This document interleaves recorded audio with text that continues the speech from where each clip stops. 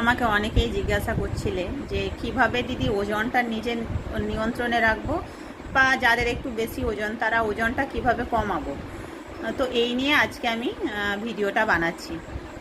দেখো, আমি সবার আগে যেটা বলবো তোমাদের সবাইকে, সেটা হচ্ছে যে আমাদেরকে সবসময় একটা কথা মনে রাখতে হবে যে আমরা যতটা পরিমাণ ইনটেক করব, তার থেকে বেশি পরিমাণ আমরা যখনই আউটপুট দেব, বের করব আমাদের বডি থেকে বা খরচা করব খাবারটা, তখনই কিন্তু আমাদের ওজনটা কমবে।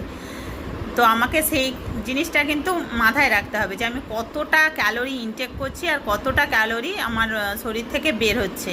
সেই হিসেবে একজন মানুষ যে কম্পিউটারের সামনে সারাদিন বসে থেকে কাজ করে, তার একরকম ডায়েট চার্ট হবে।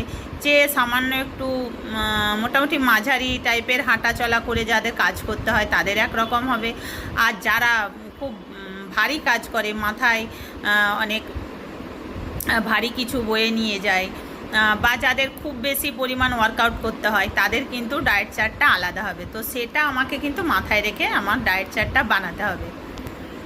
তারপরে আমাকে যেটা মাথায় রাখতে হবে যে প্রত্যেকদিন সকালে আমি হেঁটে এসে, হয়তো হেঁটে এলাম, কিন্তু এসে এসে আমরা কি করি, সকালে ঘুম থেকে উঠেই আমরা এক কাপ দুধ চা, গাঢ় করে দুধ চা, সঙ্গে দুটো বিস্কিট খেয়ে ফেলি। এইটা কিন্তু আমাকে বন্ধ করতে হবে।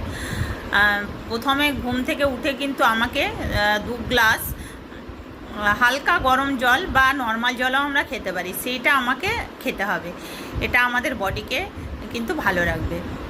এরপরে হচ্ছে আমরা যদি চা খাই, কেউ যদি চা খেতে ভালোবাসি বা চা ছেড়ে থাকতে পারছি না, তাদের জন্য আমি বলবো তারা গ্রিন টি খাবেন। অথবা যারা গ্রিন টি খেতে পারে না, অনেকেই আমাকে বলে যে দিদি আমি গ্রিন টি খেতে পারি না, আমার বমি বমি ভাব হয় বা খেতে ভালো লাগে না, তাহলে আমি তাদেরকে বলবো যে আপনারা র চা খান।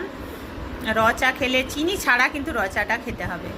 তারপরে আমরা যেটা করব, যেটা ব্রেকফাস্ট নেব, সেই ব্রেকফাস্টে আমাদের কিন্তু কার্বোহাইড্রেট পরিমাণ খুব কম রাখতে হবে। সেখানে আমরা একটা ডিম সেদ্ধ রাখতে পারি, শসা, গাজর বা বিভিন্ন ধরনের নাটস রাখতে পারি। হ্যাঁ, 4-5 রকমের আমরা নাটস 2টো করে কিন্তু নিতে হবে, বেশি নেওয়া যাবে না। এরপরে প্রত্যেকদিন তো একই ব্রেকফাস্ট নিতে ভালো লাগবে না, হয়তো কোনো দিন বিভিন্ন রকম নাটস নিলাম, খেজুর নিলাম, একটা ডিম সেদ্ধ নিলাম, কোনো দিন সঙ্গে আমরা ছোলা ভিজিয়ে রাখলাম, সেই ছোলা ভেজা টমেটো, শসা, গাজর দিয়ে একটা মিক্সড স্যালাড টাইপের বানিয়ে খেলাম। এরকম আমাকে খেতে হবে। আর যদি কার্বোহাইড্রেট নিই, সেই কার্বোহাইড্রেটটা কিন্তু খুব কম পরিমাণে নিতে হবে। তারপরে আমরা একটা মিড মর্নিং চলে এলো, মিড মর্নিংয়ে মোটামুটি 11টার দিকে আমরা যে কোনো একটা ফ্রুট একটা খেতে পারি। আর তারপরে দুপুরে যে লাঞ্চে যে খাবারটা খাবো, সেই লাঞ্চের খাবারটা হবে কীরকম না, আমরা বাঙালিরা কীরকম খাই, অনেকটা ভাত নিই আর খুব কম পরিমাণে আমাদের থালাতে সবজি থাকে। সেই হ্যাবিটটা আমাকে চেঞ্জ করতে হবে। আমার থালার চারিপাশে বিভিন্ন ধরনের শাক সবজি থাকবে, আর থালার মাঝখানটায় অল্প পরিমাণ আমাকে খাবার নিতে হবে। আর একটা আমাকে কি মাথায় রাখতে হবে, যে আমার যে খাবারের পরিমাণটা হলো, এই খাবারের পরিমাণটা কিন্তু সঙ্গে আমাকে কি রাখতে হবে না, যে অল্প পরিমাণ ভাত নিলাম আর বেশিরভাগ শাক সবজি থাকলো আমার থালার চারপাশে, আর যে খাবারটা খাবো সেই খাবারটা আমাকে আস্তে আস্তে খুব ধীরে ধীরে খেতে হবে। তাহলে কি হবে, আমরা যদি খুব তাড়াতাড়ি গোগ্রাসে গিলে নিই, আমাদের ব্রেন কিন্তু বুঝতে পারে না হঠাৎ করে আমরা যে খাবারটা খেলাম তার মোটামুটি 20 মিনিট পরে আমাদের ব্রেন আমাদেরকে সিগন্যাল দেয় যে এবার তোর পেটটা ভরেছে, এবার তুই আর খাস না। আর আমরা যদি খুব তাড়াতাড়ি খেয়ে ফেলি, তাহলে আমাদের কি হয় না, স্টমাক ফুল হয়ে আমাদের গলা পর্যন্ত খাবার চলে আসে। আমরা তখন ভাবি যে হয়তো আমাদের এবার পেট ভরলো। এর ফলে কী হয়, আমরা অটোমেটিক বেশি করে খেয়ে ফেলি।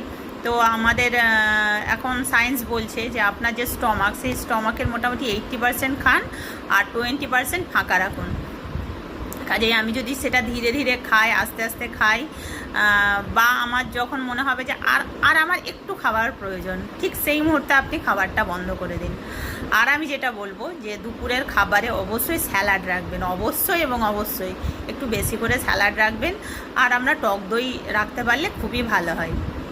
শেষে আমরা যেটা চলে যাচ্ছি সেটা হচ্ছে সন্ধ্যাবেলায় আপনি একটা গ্রিন টি নিতে পারেন, বা আগে যেরকম বললাম লিকার চা, বা হালকা কিছু স্ন্যাক্স নিতে পারেন। আর সবার শেষে যেটা বলবো সেটা ডিনার। এই রাত্রের খাবার বা ডিনারটা আপনাকে 8টার আগে কিন্তু নিতেই হবে। মোট কথা আপনি যখন ঘুমাচ্ছেন তার মোটামুটি 2 থেকে 3 ঘন্টা আগে আমাকে এই ডিনারটা খেতে হবে। কারণ কি? কারণ হচ্ছে আমরা যদি খেয়েই শুয়ে পড়ি, সেটা আমাদের হজম হওয়ার আগেই আমরা শুয়ে পড়ি। তার ফলে কি হয় না, পুরো ফ্যাটটা আমাদের বডিতে জমা হয়। আর যদি 2-3 ঘন্টা আগে আমরা খাই মোটামুটি, তাহলে আমাদের বডিতে ফ্যাটটা জমে না। তো আমাকে এই অভ্যাসটা যদি আমি না করি যে রাত 11টা-12টায় খেয়ে শুলাম, সঙ্গে সঙ্গেই শুয়ে পড়লাম, তাহলে কিন্তু আমার ওজন কোনো দিনও কমবে না, কোনো দিনই সম্ভব নয় কমা। কি ডায়েট চার্ট ফলো করবেন সেইগুলো বললাম। আমার নেক্সট ভিডিওতে আপনাদের জন্য থাকবে যে ওজন কমানোর জন্য আমরা আর কি কি করতে পারি বা আর কি কি করলে আমাদের ওজনটা কমবে, সেটা আমি আমার নেক্সট ভিডিওতে আপনাদের সবার সঙ্গে শেয়ার করব। তো আমার নেক্সট ভিডিও দেখতে আপনারা আমার পেজটাকে একটু লাইক, শেয়ার এবং ফলো করে দেবেন। Thank you.